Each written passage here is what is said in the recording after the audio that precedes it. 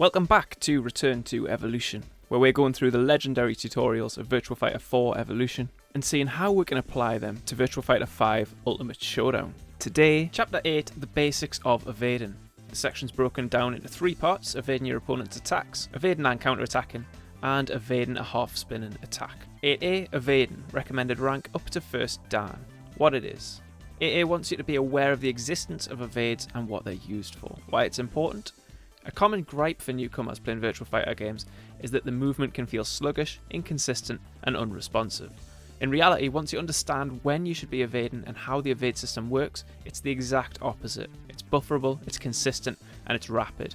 It's purely an awareness thing that gets you around that. How it teaches you? It simply asks you to try evading, which is to tap up or down on the stick or the directional pad, letting go almost immediately. How to replicate it? Not much to say here. Boot up the dojo and try to consistently evade without seeing the ARM, or all range movement sidewalk motions, which look like this, and without seeing any crouches or hops. The evade attack that Virtua Fighter 4 tutorials mentions here doesn't actually exist in Virtua Fighter 5 Ultimate Showdown, more on that in a bit, and doing that command in Virtua Fighter 5 Ultimate Showdown will result in something called an offensive move, or OM, instead. See the offensive move video linked in the description and at the end for more on that. 8B, evading your opponent's attacks, recommended rank up to 1st Dan. What it is. This one introduces you to the evade's main purpose, dodging an attack, as well as letting you know about the common tool to beat them, the half-spinning or half-circular attack. Why it's important? So the evade that you did in 8A is actually more commonly known as a failed evade. A successful evade is one that dodges an attack and is significantly better than a failed evade for a number of reasons. Getting into the habit of intentionally evading attacks, not just evading for the sake of positioning, is one of the big differences that makes the movement in Virtua Fighter feel slick instead of sluggish. How it teaches you? This one's going to ask you to evade attacks after a countdown, and you're going to use the same down or up tap-in motion that you did before to evade the attack 3 times. How to replicate it? Record Wolf Garden or Crouch Garden 3 times, followed by his fully charged level back crush. This is a half-circular attack, so can only be evaded in one direction. If you'd like to take things slower and get the feel of successful evading without thinking about directions, then the 9K dropkick is a good linear option with a long startup window that you can do instead here. 8C, evading and counterattacking, recommended rank up to 1st Dan. What it is. 8C is mainly here to teach you about evade attacks, which are no longer in Virtua Fighter 5 Ultimate Showdown, but there's still plenty of value in the main message here, which is that a successful evade leads to an opportunity. Why it's important.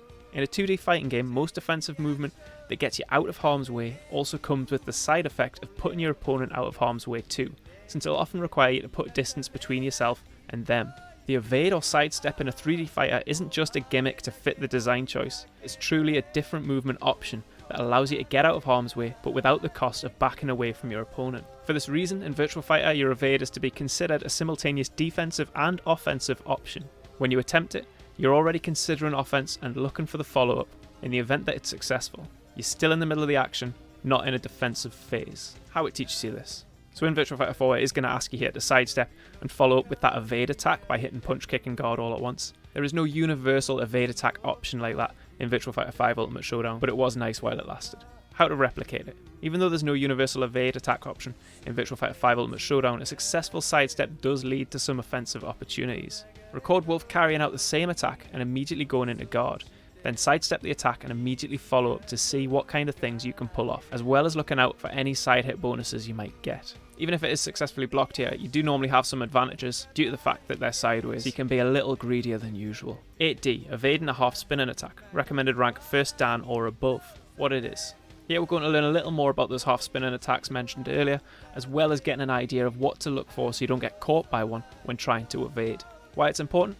If your opponent acknowledges that you're evading a lot, they can use that information to their advantage and switch in half-spinning and full-spinning attacks, now known as half-circular and full circulars, and they can shut down your sidestep and movements. While full circulars can catch you evading all of the time, half circulars can still be evaded if you know which direction to go in. Knowing what moves are popular and what to look for in terms of setup and position takes some time, but it's a great counterplay if they do try to control your movement with half circulars. How it teaches you, here it subs in Jackie, who's notorious for changing footing and for using a lot of half spinning attacks in canned mix-up scenarios. Once again, it's a countdown, but this time you've got to acknowledge the right direction to sidestep in, and it is going to change from time to time.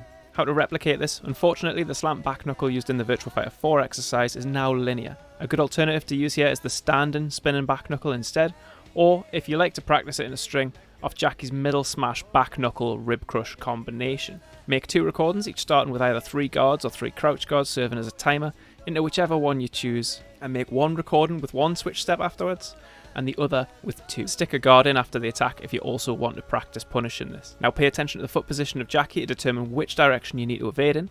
As Jackie switches step, the direction will change. If you're struggling, a popular technique here is to look at the opponent's chest and back rather than their feet, as they're easier to follow and most costumes have something decorative on the front or back of them, making this nice and clear. Another good design option from AM2. And that's the start of getting to know evades. These will come up a lot in future sessions too, so make sure you get comfortable with this one. And I'll see you in chapter 9, which straight away will start testing some of what you've learned here.